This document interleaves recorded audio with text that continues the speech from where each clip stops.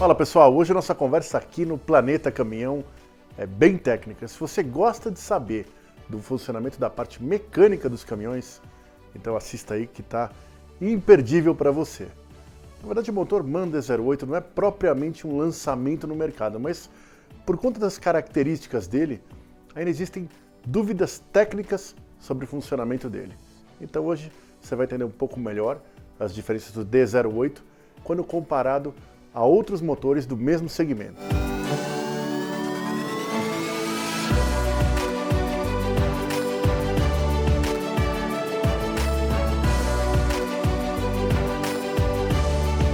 Primeiramente, ele é um EGR, ou seja, ele resolve a questão das emissões recirculando parte dos gases dentro do motor, diferentemente dos motores que usam o ARLA, no sistema de pós-tratamento, que fica depois do motor, lá para trás.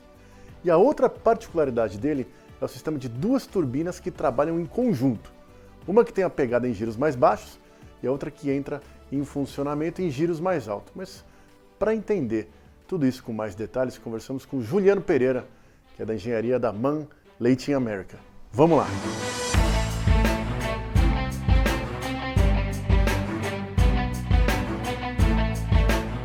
Bom, esse aqui é o nosso motor D08, né, motor MAN, que a gente fez a localização dele aqui no Brasil para as nossas aplicações e lançamos com um nível de emissões P7 em 2012. Só explicar um pouquinho, aqui a parte traseira do motor, que é a parte frontal, pensando na posição de instalação no caminhão, né?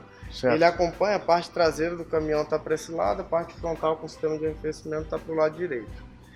Eu vou tentar explicar de uma maneira rápida os dois grandes diferenciais do nosso motor, que é o sistema de turbo duplo estágio, né, o biturbo, e o sistema de EGR, né, que são os diferenciais maiores que a gente tem hoje perante os concorrentes do mercado. Falando do sistema de turbo duplo estágio, né, como é que funciona basicamente?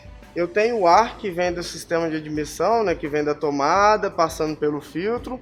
Tem uma mangueira que acopla no tubo. Esse ar, ele é pressurizado pelos gases de escapamento que estão passando na turbina desse estágio. Com isso, se aumenta um pouco a temperatura. E como esse ar ele vai ser admitido por um outro tubo, existe a necessidade do arrefecimento desse ar. Então a gente passa por um sistema de arrefecimento instalado na parte inferior do motor. Depois do sistema de arrefecimento, esse ar é admitido por esse tubo de alumínio e entra no tubo de dois estágios. Qual que é o diferencial quando você tem um tubo de dois estágios? Quando você tenta fazer uma otimização de uma aplicação de um turbo dentro do mapa de aplicação do motor, a gente brinca que o turbo ele é um cobertor curto. Se você fizer uma otimização muito para baixas rotações, você prejudica um pouco em alta rotação e vice-versa, se fizer muito para alta rotação, você prejudica em baixa. O grande diferencial de um turbo duplo estágio é que você consegue fazer uma otimização tanto para baixa rotação quanto para alta. Então você consegue trabalhar no melhor nível de eficiência do tubo em todo o mapa de funcionamento do motor. Então, a explicação básica do turbo é essa. Agora eu vou explicar um pouquinho o EGR. Não, mas só por exemplo assim, então vamos lá. O que acontece? Tem uma turbina que é uma pegada mais de baixa e ele vai chegar no momento que ele vai liberar, vai estabilizar para passar para a turbina de mais alta, é isso? Quando você olha para os tubos, você já olha que a dimensão dos tubos são diferentes. Um tubo, quanto maior ele é, em geral, você precisa de mais energia para fazer com que esse tubo gere e com isso você gere potência para o motor.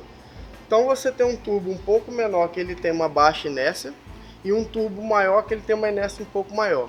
Como é que funciona? Um tubo menor ele é utilizado para rotações mais baixas do motor, otimização de rotações mais baixas, e o tubo maior para rotações maiores. E como é que a gente faz o casamento dos dois? Começa a fazer o enchimento do tubo que tem uma inércia um pouco menor. Mais ou menos em quanto RPM? Aonde que ele começa a entrar? Em fase de giro do motor, 800 a 900 RPM.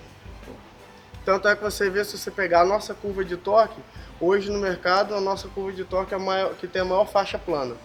Trabalhando na faixa de torque plana, você tem menor consumo de combustível, a pegada que o motorista gosta de sentir quando acelera, né? Que ele sente o carro desenvolver, é sempre trabalhando nessa faixa de torque. Não tem aquele buraco, né? Na aceleração embaixo. Você não tem a gente fala que é o turbo lag, é a espera do turbo encher.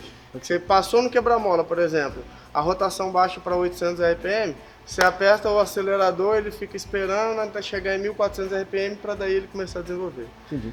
Com esse sistema, você consegue fazer uma otimização partindo de 800, 900 RPM e quando ele chega, né, quando você começa a elevar demais a rotação, a velocidade do rotor da turbina, ela tende a aumentar demais e pode chegar até estourar dependendo da aplicação que você fizer. Quando você tem dois tubos, você trabalha com os dois tubos completamente folgados. Ou seja, até para a durabilidade do componente, o comportamento de dois tubos juntos ajuda. Entendi. Okay? Maravilha, maravilha. Segundo ponto é o EGR, né?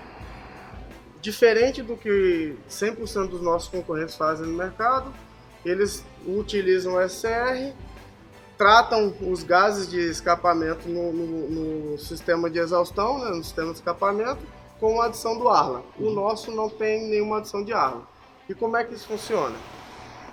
Parte dos gases de exaustão, eles são readmitidos no motor, né? Só que a gente brinca, a gente fala que ele trabalha numa malha fechada. O que é essa malha fechada? Nós temos um sensor no tubo primário, que a gente chama de lambda. Esse sensor controla o que precisa ser feito eletrônica e mecanicamente no motor, o que precisa ser ajustado para garantir que a gente vai estar sempre dentro dos limites de emissão. O sensor lambda manda um sinal para a unidade eletrônica que controla o motor, que por sua vez coordena essa válvula eletrônica que a gente vê aqui, que ela dá o sinal de abertura ou não para a válvula EGR. A função dessa borboleta que a gente vê aqui é só permitir ou não a passagem dos gases de escapamento para a admissão do motor. Então, controle fechado é sensor lambda mais a válvula eletrônica que controla a borboleta de atuação. Tá. Aí a gente fala, né, pô, mas por que a gente utiliza recircular os gases de escapamento?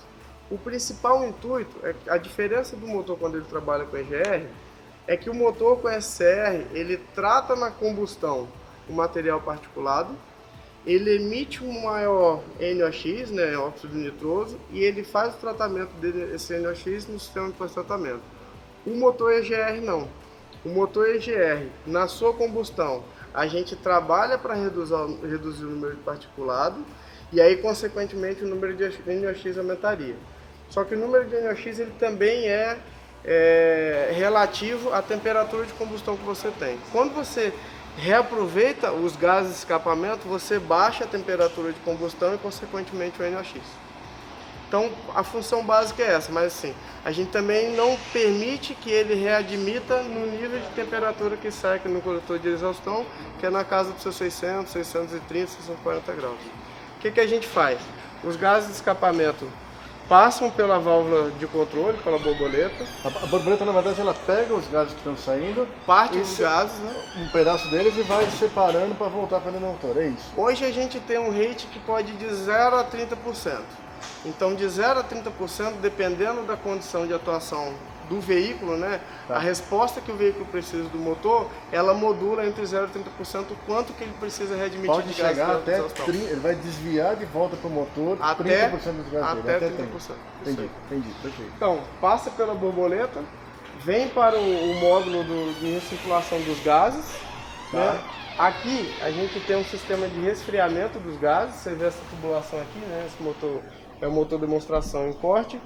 Essa tubulação por onde passa o arrefecimento, né, a água do motor, faz o resfriamento dos gases, e nesse componente aqui que a gente faz a mistura de ar limpo com o ar que vem do sistema de exaustão.